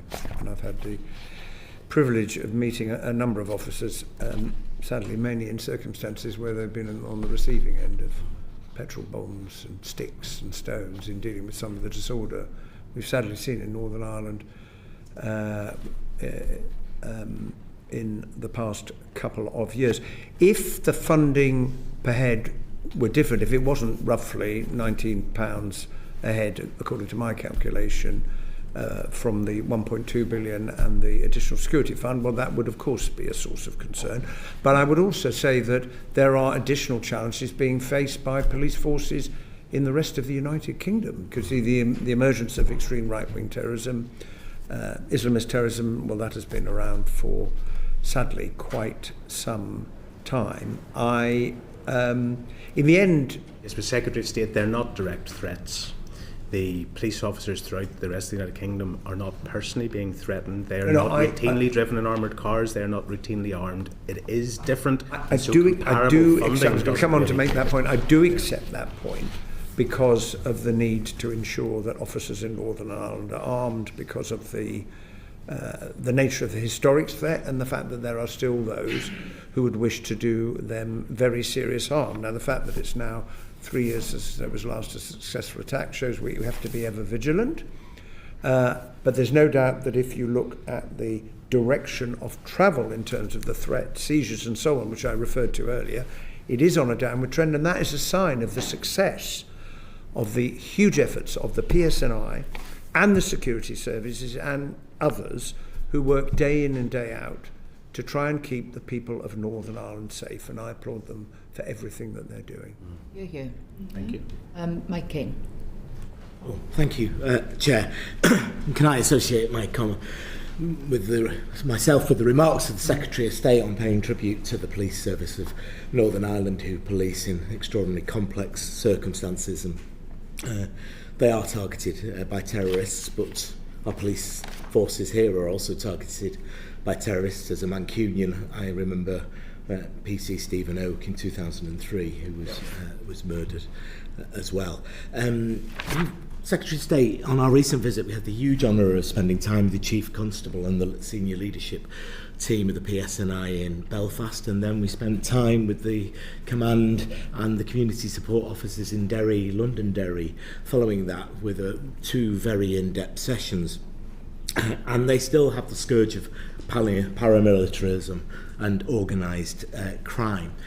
So a question on that, if I may. We know that the current executive scheme that looks into that in Northern Ireland ends in March next year, but the funding from the UK government continues to 2030. So I'm wondering, have there been any discussions about what may replace that scheme next year, or do you, Secretary of State, have a view of what that could look like in the future? Yes, there have indeed been discussions, and I discussed it on a number of occasions when all of those concerned with security and reducing harm to the public meet together in Northern Ireland, and I and the Justice Minister rotate the chairing of that.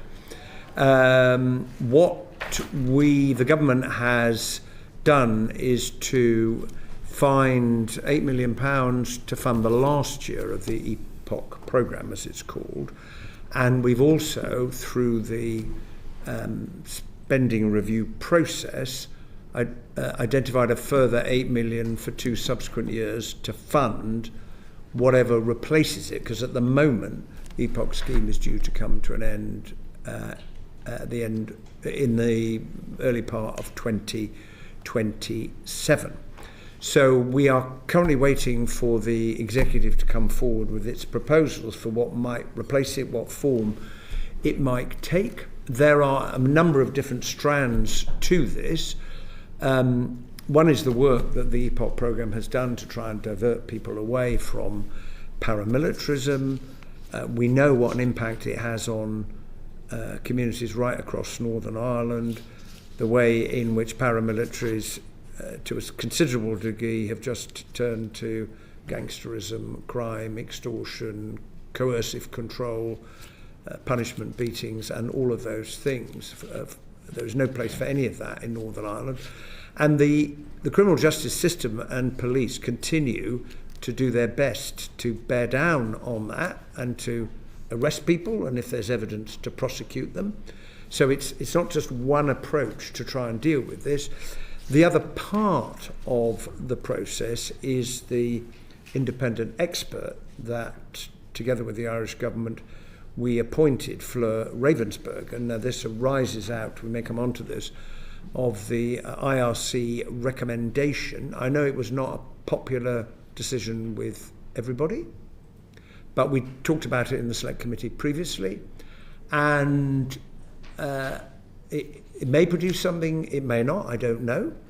But I came to the conclusion we should make every single effort to do what we can, and therefore I thought it was a step that was worth taking. I've met with Fleur Ravensburg. She has an extremely impressive CV and is engaging in the huge task that she has been given. She is due to report back to us in August, and this is about whether there might be any merit in a process. That has not been determined.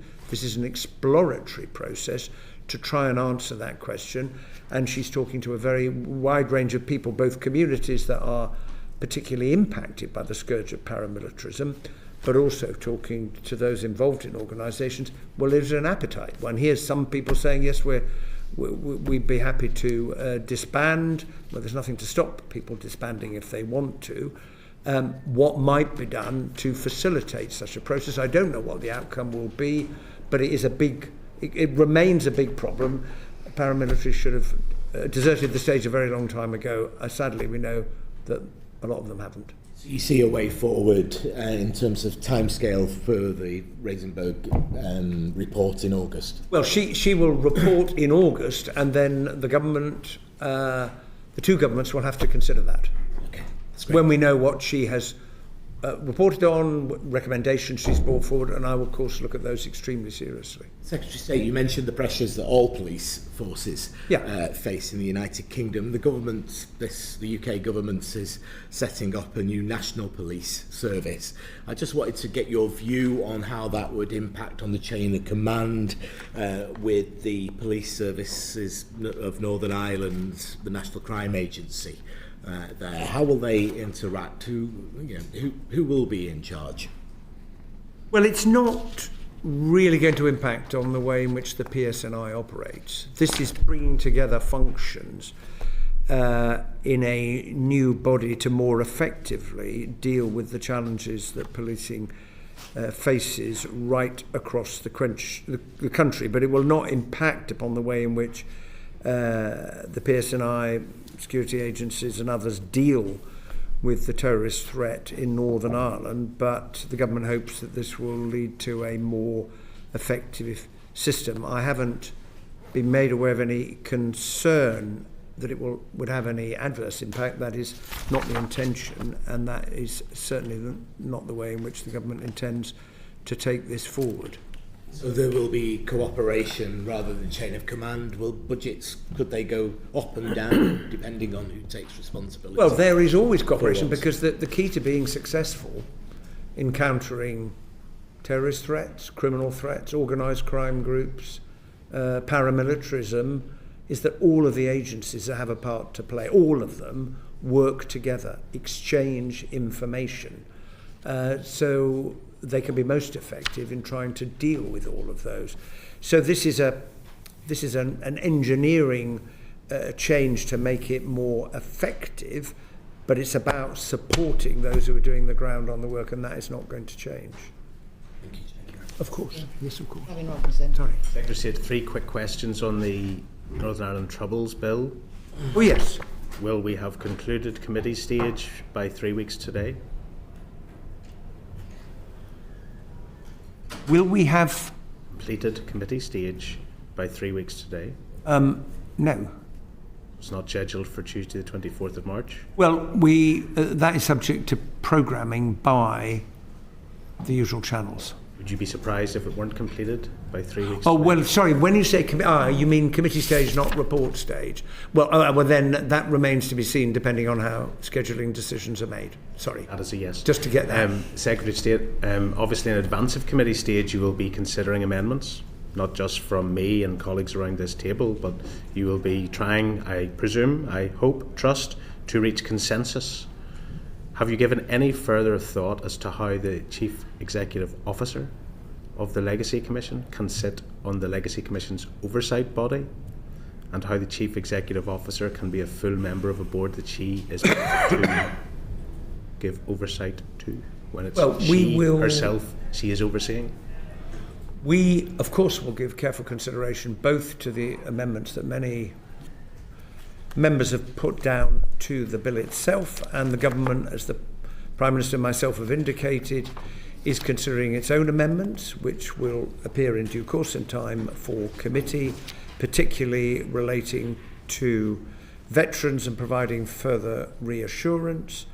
When it comes to the new board, what we are seeking to do is to make it look more like an ordinary board compared to the slightly unusual arrangement, if I may put it like that, which the Legacy Act put in place, because there does need to be a distinction between oversight and operational decision making. Now, clearly the Chief Executive Officer is a bridge between the two things. Do you have a particular suggestion in mind? Because the legislation sets out what the current arrangement is. The Equality Commission, the Northern Ireland Human Rights Commission, for example's Chief Executive Officer will sit on their board, but they are not a member of that board. They are not responsible for overseeing themselves. And if the purpose of your oversight board is to instill confidence, how can it be that a CEO is overseeing their own work? Well, the CEO will be there to report to the board. No, they're a full member in the legislation. They're a full member of the board with voting rights. They will report to the board on the work that they are undertaking. That is what is set out at the moment. Are there amendments proposing to change that? Yes. There are, okay. Yes. And in terms of conflicts of interest, yes, government's note to us indicates that the Secretary of State will have no role in determining conflicts of interest. Yet in the legislation in Schedule 1.9 of the bill states that a person may not be appointed as a commissioner if the Secretary of State considers that there is a matter which would give rise to a conflict of interest. So I'm asking you about the disparity that the legislation says you will deal with conflicts of interest, but yet your letter to us indicates that I think you will we're not. talking about two separate and distinct things here. One is appointments, and appointments to the board fall to the Secretary of State. And I think for public confidence it would be important that nobody is appointed to the board when one perceives there is a conflict of interest. When it comes to operational decisions about investigations, that is not a matter for the Secretary of State. That is a matter for the co-directors, and as you will know, we've put in the bill provisions relating to conflicts of interest, number one. Number two, created two co-directors of investigation as a means, slightly unusual, but as a means of enabling any conflicts or perceived conflicts of interest to be addressed by a case being led by one co-director as opposed to another. I don't see a conflict between that and making sure that no one's appointed to the oversight board. Suggesting, Secretary of State, that you take a look at clauses 44, 45, 46, 47 and Schedule 1.9. And then you will be able to consider more fully whether there is a conflict between the notion that you have a role in determining conflicts of interests or you don't. Well, I hope I've set out to the committee's satisfaction where the distinction lies.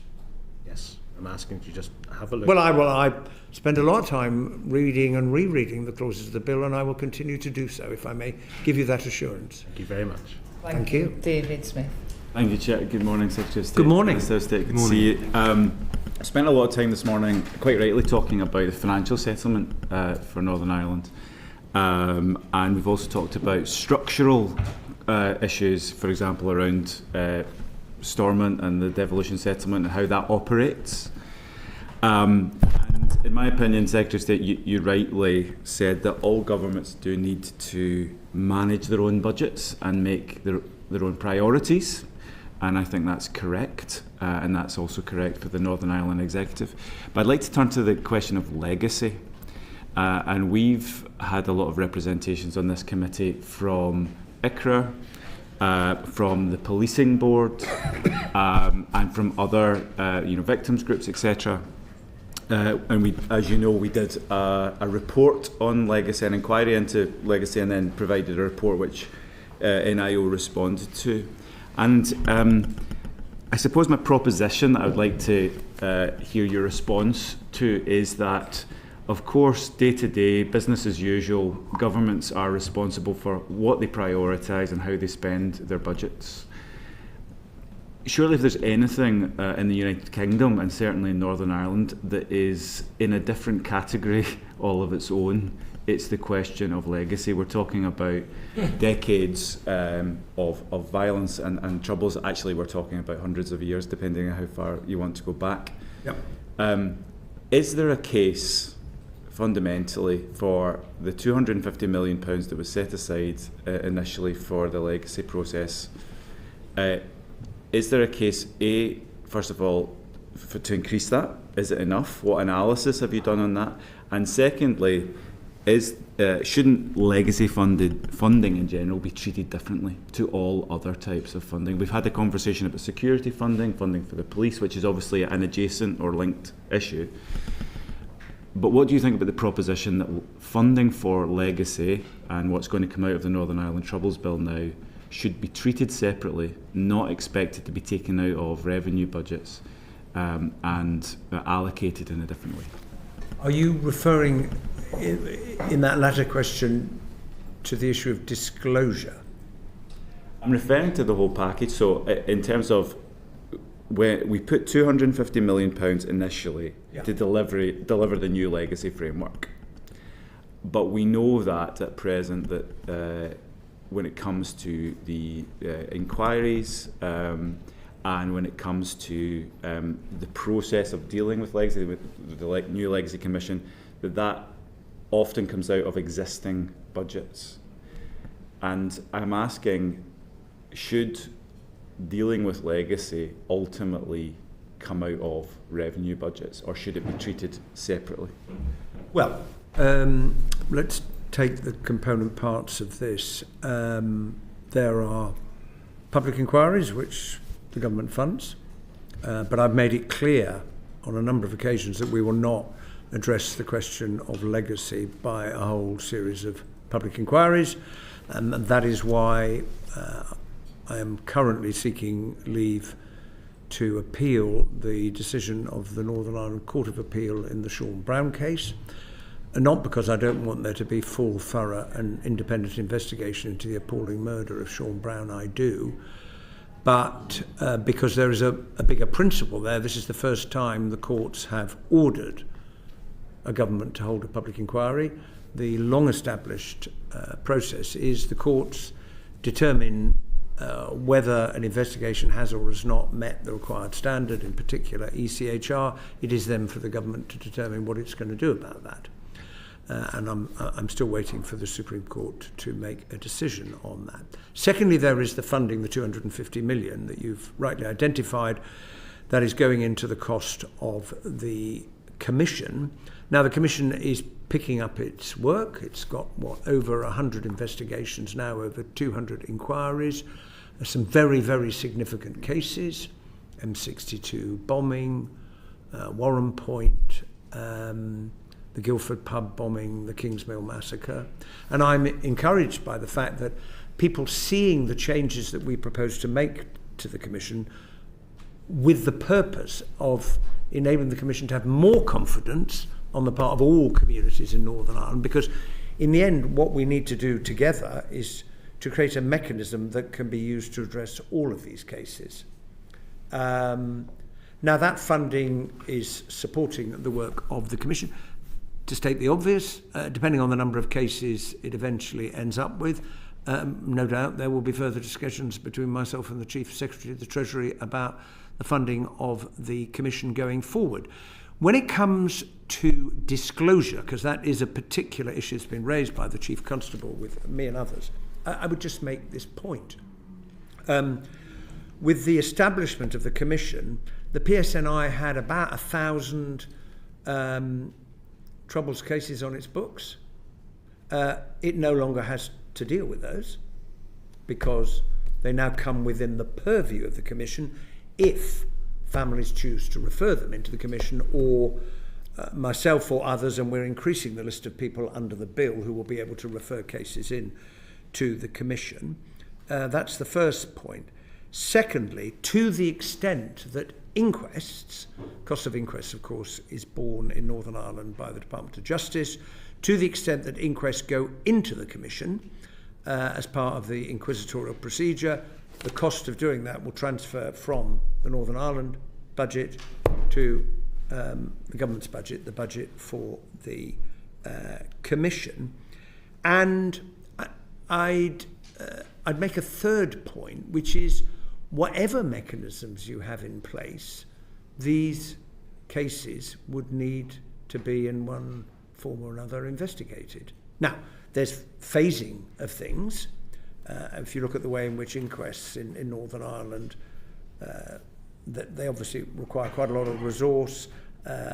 Some people may look at inquests in Northern Ireland and say, how come there is only now an inquest or another inquest into something that happened 20, 30, 40 years ago? That would not really be the case in the way in which I thought of inquests before I took up this post, but there are obviously particular factors there.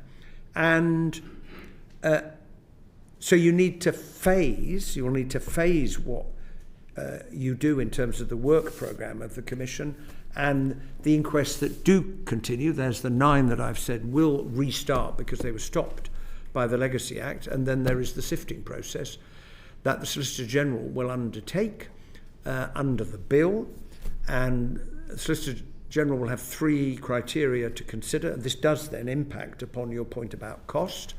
There will be a presumption that a case will go to the Commission if it involves sensitive information. Why is that the case? Because we have seen that inquests have come to a halt because the coroner has said, I've seen the PI applications, I accept that this information cannot see the light of day and therefore I cannot take this forward. Now, some have attempted to carry on, so there has been differing practice. That's the first requirement, and the 2 other considerations will be relative speed, and the last is the view of those who are parties to the inquest. So the Solicitor General will do the sifting process and decide whether those remaining 24 cases will continue as inquests or will go into the Commission. If they go into the Commission, the government's picking it up, it's not an issue then for the PSNI and their budgets.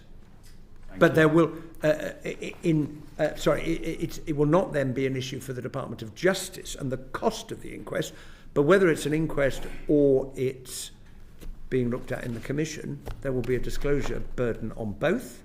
And so my point is it would have to be investigated either way. In the interest of time. Sorry, that's a rather full answer, but it's an important point. Thank you, Secretary of State and Minister. Good to see you both. Turn to the position of veterans. Yes. Now, the government accepts the 6 protections aren't sufficient. Where are we on your discussions with veterans associations, and when will we see the proposed government amendments to improve those protections? Well, as soon as we have a committee stage date confirmed, then obviously the amendments are published in line with the new normal requirements a week before. We've continued to engage with veterans organisations, myself, Secretary of State for Defence, the Armed Forces Minister, and we recognise that veterans are looking for greater reassurance. And I hope very much that when the government's amendments are published, that those organisations will see that we have listened and come forward. In addition to the protections that we've already announced, and they're not inconsiderable, not having to travel to Northern Ireland to give evidence, having regard to the age and welfare of witnesses, right to seek anonymity, no cold calling. And the requirement that to avoid repeat investigations, the Commission has to be of the view that it is essential that an investigation takes place. It is for them to make that judgment. They are an independent body. Those are not inconsiderable protections that the government's already putting in place, but we will bring forward further proposals, and they will be seen when those amendments are published. Are those discussions still ongoing with veterans associations? Well, I've had a number of meetings myself, as has the Secretary of State Defence and the Armed Forces Minister. There continues to be correspondence as well as meetings.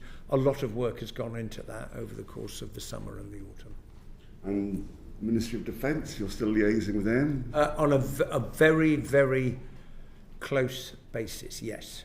The line I heard was the NIO is leading this. We're very much secondary. Would you recognise that? Sorry, say that the again? NIO is leading on this. We're secondary. Would you I wouldn't recognise that at all. We're working really, really closely. I with John Healey on making sure that we get this right. I really would. I recently met with Joe McVeigh, the Commissioner for Victims and Survivors. Yes. He lamented the fact that the debate is collapsing into a veterans versus victims binary. I think we saw that with the politicisation of the vote on the remedial order. What do you say to that, and how are we going to address that? Well, I'm concerned about that, and I share the concerns that he has expressed, because 1,100 members of the security forces, Army, RUC, UDO and others, were killed during the Troubles. They were victims, along with all of the other victims. But for the 90% of families in Northern Ireland whose loved ones were killed by the UVF, the IRA, the INLA, the UDA, they look at our debates in Parliament and they must think, why is our experience, what happened to our loved one, not figuring? Now, it's important that their voices are heard in our debates, and I have discussed this with organisations that I have met in Northern Ireland. In all honesty, I think because of the lack of trust, there's been a terrible lack of trust, and if you like, the Legacy Act was the final straw when it came to a lack of trust. When we published the framework, and myself and Simon Harris met the Victims and Survivors Forum, I mean, there was people looked at it and said, well, that looks okay, but what's the legislation going to say? And then we published the legislation in October. And if I may just reflect on some of the comments, some people said, well, it's better than what we've got now. Well, if it wasn't better than we got now, I wouldn't have been doing my job. Some have said this is better than we expected. If you look at what the Northern Ireland Human Rights Commission has had to say, it's commented really quite favourably on what we've done to fix the incompatibilities. Because if we don't fix the incompatibilities, then coming back to Mr. Smith's question, then you run a greater risk of public inquiries at a cost, which has to be, all of it has to be paid for by the government.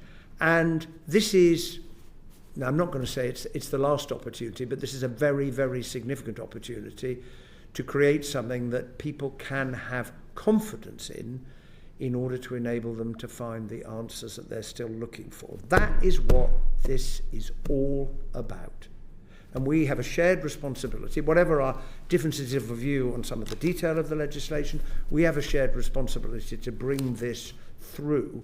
And it is important that all of the voices representing those who lost loved ones, our forces and others, are heard in this debate and are heard in the debate in the House of Commons. You do recognise that your amendments are critical in creating this trust. The amendments we're waiting Well, for. I think in relation to veterans, I would accept that, yes, because we've done a number of things, and I've given a number of commitments from the dispatch box. But I do recognise that. But I think for the other families, victims and survivors, of course they will have views about the way in which the Commission is being reformed. But to the extent they think, yes, this is good legislation, it's a very considerable improvement, it will result in something that is ECHR compliant, I think it's very important they give voice to that so that members of Parliament on all sides hear that, because in the end we're going to have to produce something that won't necessarily give everybody everything that they want, but we have to strike a balance here. And it's finding the right balance.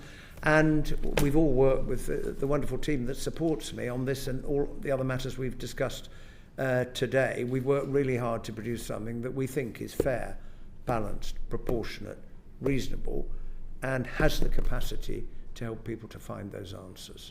Okay, thanks, Polly. So I want to bring in Robin Swan and then we'll have to finish. Thanks, Chair. Secretary of State, the Irish government have yet to produce anything in regards to what they're going to do in regards to legislation, in regards to the Troubles. You've mentioned to Mr Cochler about finding that balance. You also mentioned your memorandum of understanding with the Irish government over this. So when the government brings forward your amendments to address the concerns and the issues that members in this House and this committee have and the veterans community have, is there a risk then that the Irish government won't take any action and won't bring forward their own legislation in regards to the action you have taken? And what balances or what conversations are you having? Well, the framework consists of commitments that the UK government and the Irish government have made, and we came together to express them in a single document as a sign of our determination to try and move forward. The Irish government has been very clear. I was in Dublin last week, discussed this with Helen McEntee and with Jim O'Callaghan. The Irish government has been very clear that, firstly, it will bring forward legislation. It's agreed the memorandum of understanding with the Omagh bombing inquiry on the provision of information, and that is unprecedented, but that's already been agreed. They will bring forward legislation to enable witnesses to give evidence. And then secondly, a little later on this year, we will see the heads of term, there's an expression in the Irish legislative system, the heads of terms of their legislation, that the heads of bill, I have been advised, heads of bill, which will set out how the Irish government is going to implement in legislation its commitment to give the fullest possible cooperation to the Commission, as they promised to do in the framework. And thirdly, they have now set up, as they promised to do by the end of the year, the Garda unit. So I'm going to make sure that we fulfil our commitment, subject to decisions that Parliament makes. And the Irish government, I'm confident, will do the same. Thank you, Secretary of State. We have many other questions that we'd like to answer, but we have to pull this session to an end. So order.